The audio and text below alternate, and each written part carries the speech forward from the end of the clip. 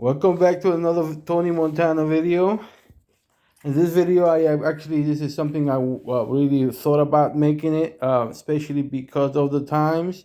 I'm always looking to find a positive in all this, in all the things that do happen in life.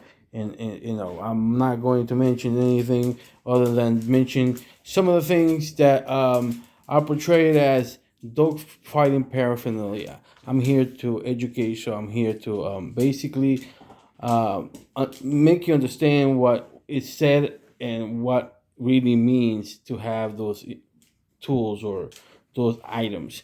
One of the things that people or I've read in the news that is considered a dog fighting training tool is a flirt pole. Flirt pole is basically a stick and a rope, and at the end of it, for example, this would be a one without the actual, because I want to see this. The rope is a stick, rope. Yeah, at the end of this, there is some sort of thing, something like a rag. It could be a cowhide, some sort of hide, could be some sort of tail. Could be at the end of this, and this exercise, because that's what it is, like anything you do, push-ups, you do jumping jacks, you do running. It's a specific exercise for a specific thing. So this exercise, it's only for dogs that have drive. There are dogs that you do this with them and they're not going anywhere. They're not gonna. It's not a motivator for them. It's not going to do anything. So this type of training doesn't create anything. It utilizes what it's already in the DNA, in the drive of the dog, in order for that dog to exercise while they're having fun. Okay, it doesn't make them meaner. Doesn't make them vicious with other animals. Nothing like that. Okay, I'm going to also show again. I made reference to different things that you could put at the end of this rope, and I'll explain to you. Imagine, wow, it's kind of, we're indoors here, so basically the dog will be chasing the high or whatever it is that and it'll be right around here, and you're moving either in some sort of zigzag, or you could do what you call it, figure eights.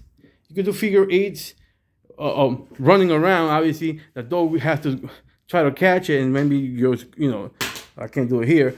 But the whole point is the dog is about to catch it, but it's never catching it. So it's motivating that dog to run, and obviously you move back and forth, you make them turn, you make them, it's supposed to be a nice all around exercise for the dog to get tired quickest.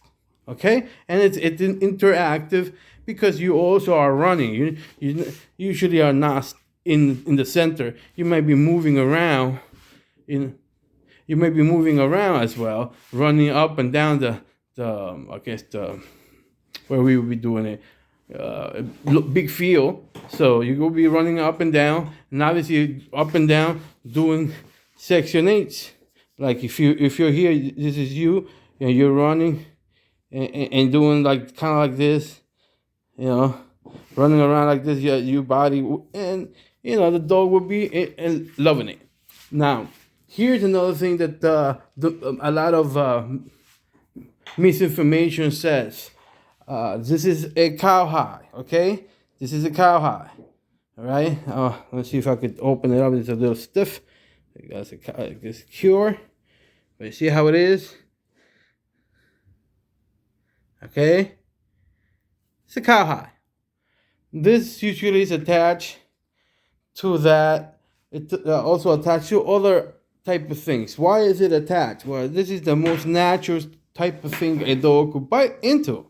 It just makes sense, okay? It makes sense. Instead of biting on some sort of artificial material, that they bite into something that they would naturally bite onto if they were in the wild. It doesn't make them any any other way. It doesn't turn them into vampires.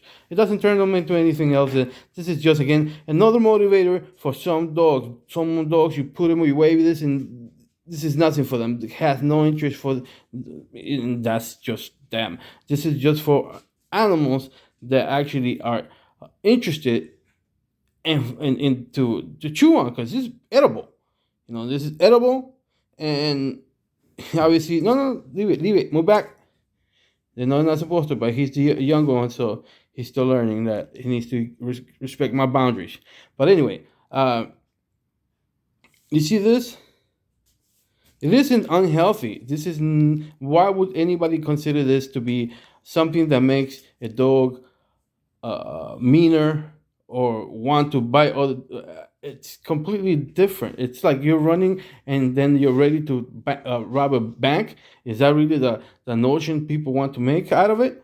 And all right, same thing with, this is more common. You don't see this at anything, right? Oh, like, well, I see that at the store all the time. This is nothing, but it's basically biting on something the same. You're biting on something cute, but it's the same basic thing.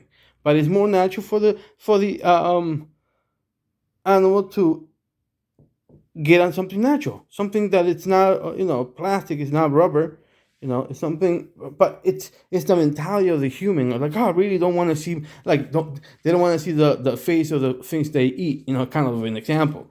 But get real. Let's keep it real. So this is also used on something called a spring pole. But what's a spring pole for those individuals that don't know? A spring pole is basically it's an attachment, let's say in the air, somehow in the air, a rope, it's spring. Sometimes it's the ones that are used are the garage spring, real nice big ones.